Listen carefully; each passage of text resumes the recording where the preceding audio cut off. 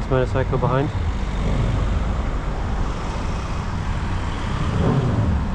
We let him go first.